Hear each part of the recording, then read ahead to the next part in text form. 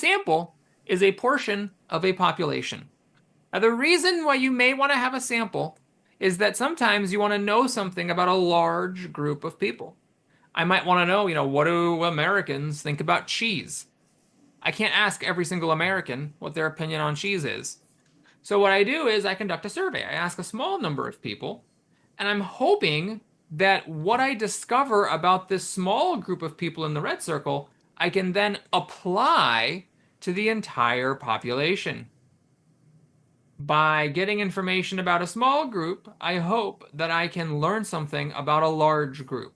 That is the point of a survey or a sample. But in order for my conclusion to be valid, in order for me to be able to apply what I've learned about the small group to the entire big group, a couple of things need to be true. Let me know in the chat. What do you think is one thing that needs to be true about my small group in order for me to be able to apply what I find from it to the big group?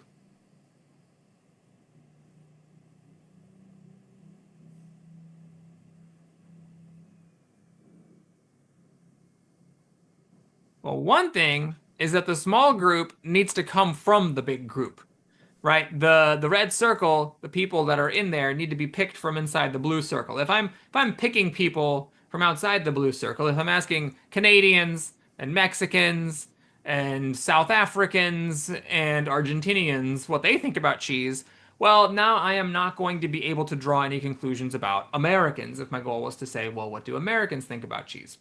The other issue is what Robert says, cyber high five. Not only do I need to be picking people from the whole, but the people I pick need to represent the whole, meaning they need to be chosen at random. If I only ask people in Wisconsin, or I only ask my friends, or I only ask cheese farmers, or I only ask accountants, if there's something limiting me in my selection of my people for the sample so that it doesn't represent the whole, then again, it is invalid. Now, you might end up with a sample that's good for another purpose. So, for example, if I only ask people in Wisconsin, my home state, then maybe I can say, well, this survey can apply to people living in Wisconsin. But I cannot use it then to apply to people living all across America. So that's the main takeaway from this concept. If you want to draw a conclusion about a large group of people from a small group of people, then the sample needs to be two things. It needs to be representative of the whole, meaning it comes from the whole, and it needs to be random, meaning that you're not just selecting a certain type of person. And there is some overlap between these two concepts. If it's not random, it won't be representative. But it can also be random and unrepresentative if it's random from outside of the group of people that you're trying to draw some conclusion about. Since today is a science day, I want to focus in particular about how scientists often conduct their research. This is not what all people do, but scientists often create two groups. One group is called the test group. This is the one that receives some kind of an experimental treatment. The other group is called the control group. They're the same as the test group in every way, but they don't get the treatment. The importance of this is to ensure that the treatment's effects are what you can actually attribute to the causes that you see. So let's say I'm doing an experiment and I want to know how does studying affect people's pass rates for the GED. I might have a control group and a test group. They're the exact same in every respect, except that the test group studies and the control group doesn't. Then if the test group has a pass rate, I can say, well, it's because they studied. But if I have a control group that sleeps less than the test group and studies less, and then they pass the GED at a lower rate, well, is it because they studied less or is it because they got less sleep? So it's really important that your control group be the same as the test group in every way that you can possibly control for, other than the one variable you're trying to change. Only then can you say that that one variable that you were changing is what caused the results that you observed in the experiment.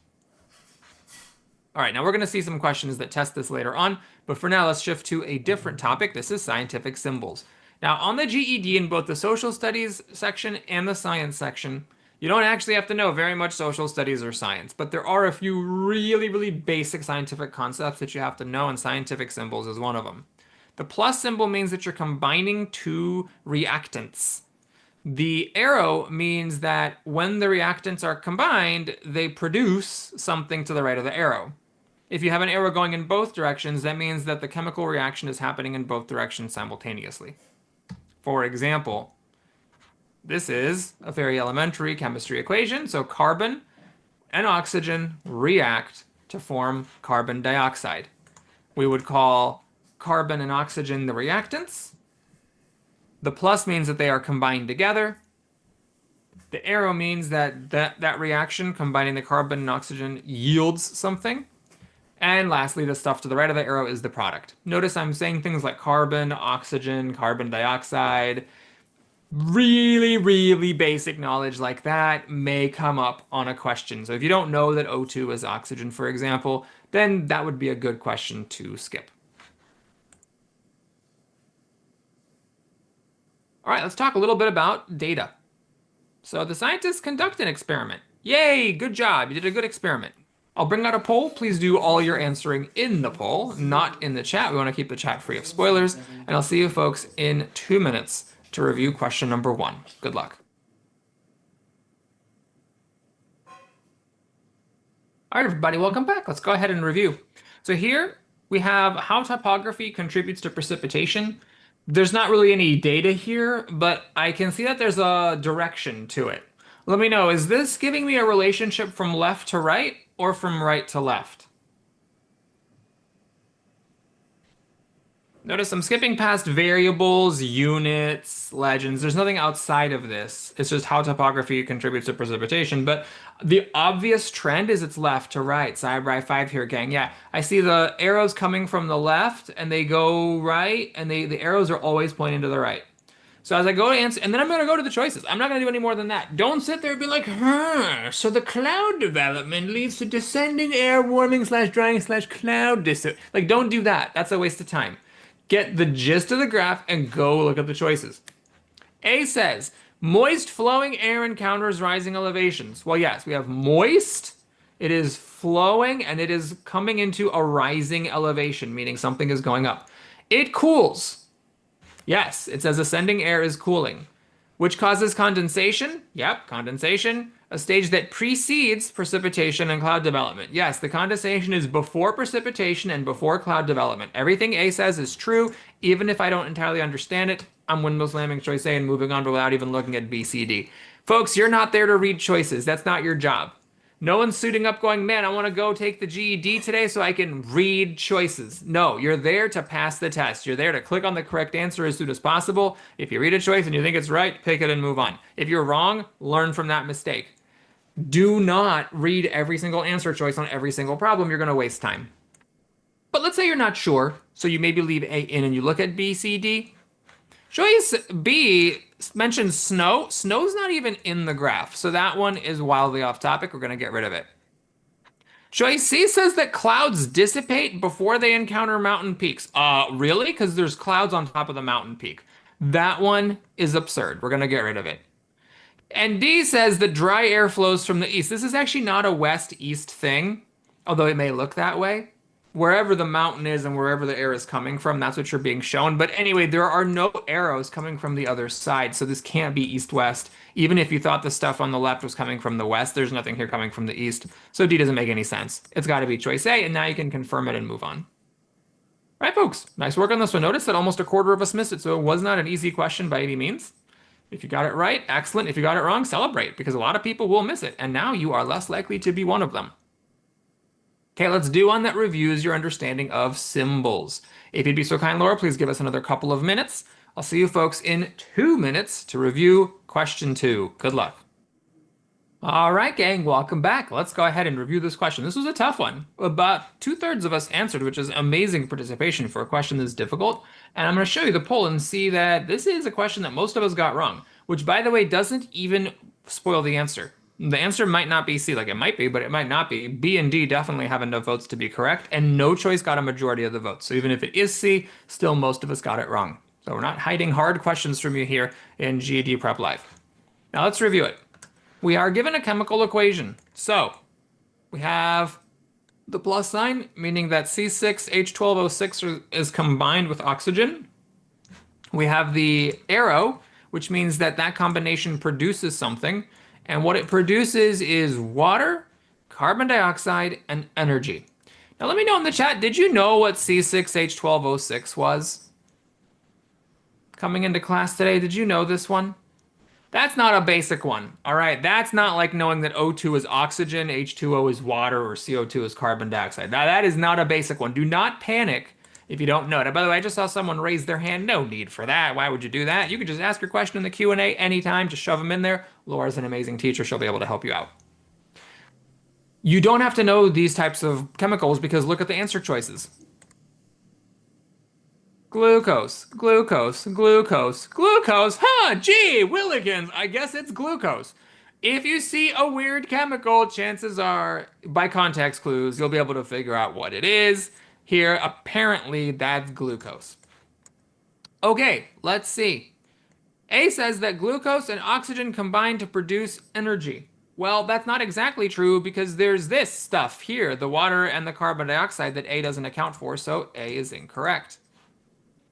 B says glucose and oxygen combine to produce water and carbon dioxide. Okay, that one I'm not going to spoil because 25% of us picked it. Could be the right answer. Let me know in the chat. Does this account for everything that we see in the equation? No, it's missing the energy, which is a really important part of it. So we're going to get rid of choice B. Choice C says that glucose is broken down in the presence of oxygen to release energy. Now, that's an interesting one. So glucose, presence of oxygen, release energy. Now, look at the letters. Would it be safe to say that water and carbon dioxide are a broken down version of glucose? Well, glucose seems to have C's, H's, and O's. Water has H's and O's. Carbon dioxide has C's and O's. That covers the C's, the O's, and the H's. We account for everything. The breakdown of glucose, the presence of oxygen, and the release of energy. C has all the components. It's C for champions on this one. Grab that one and skadoodle. Now, choice D says that glucose is broken down into water and carbon dioxide. Everything's great there. To store energy, no, it gives off energy. This choice doesn't make any sense. What is storing energy? The glucose broke down. Who's storing the energy then? Because the glucose ain't there anymore. So that one is illogical. It just sounds really good, but it makes not a lick of darn sense. We're going to get rid of it. If you picked it, celebrate. A lot of people are going to pick it on test day, and now you know why it is wrong. That was a tough one. 53% of us missed it. If you were one of them, celebrate. Better today than on test day. Now, I told you that we were going to come back to surveys a little bit later. The time is now. If you'd be so kind, Laura, for this one, which feels more like a question from ELA with all that reading, please give us 2 minutes, and I'll see you folks in 2 minutes to review it. Good luck. All right, gang, welcome back. Let's go ahead and review. Good tip. This is not just for this question, but in general for questions like it. Anytime you see a yes, yes, no, no question, the first thing that you should do is decide between yes or no. Do not waste a single second of your life reading these explanations. Decide first between yes and no. So let me know in the chat, folks, yes or no. Do you think that this survey is reliable? No, it is not reliable. Now, how do you tell this? Well, what you have to do is you have to compare the big group to the small group. Luke's conducting a survey to determine what? How effective the high school's ban on vending machines has been in reducing the amount of junk food students eat. Now look at that language. High school ban, students. What word is missing from the description of Luke's goal in this research?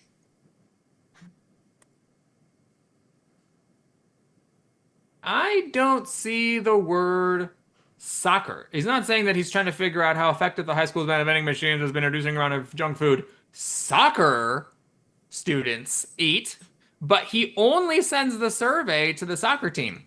This is not a representative survey. We're only getting information about soccer players, not high school students in general. So this is not reliable, and you can eliminate C and D without ever having to read the explanation. You are not there to read. You are there to pass the test. You're there to click on the correct answer as quickly as possible. You have a limited amount of time, and in that time, your goal is to click on the largest possible number of correct answers. That's your goal. Reading is secondary. Reading is the thing you do the absolute minimum amount that you need to figure out which answer you click on. Don't read explanations to answers that you know are wrong from one single word, yes or no. Now, choice A, he didn't survey the team members before the vending machines were removed. That's not the problem. The problem is that he only surveyed soccer team members and not anybody else from the high school. So A does not capture the right flaw, and that means the right answer is my totally unbiased favorite answer choice of all time. Choice B for Boris, Grabbit, and Skadoodle. Note something interesting in the poll. The number of people picking C was greater than the number of people picking A. This is really common. It's much more common for people to miss these questions because they say yes instead of no, or no instead of yes, than it is for them to get the right answer but with the wrong explanation. Now, 14% of us, 1 in 7, did pick A. So I'm not saying it's trivial to avoid choice A, but beware. The number one reason people get these wrong is because they pick the wrong yes or no. So start there, make sure you got that right, and then and only then read the explanations.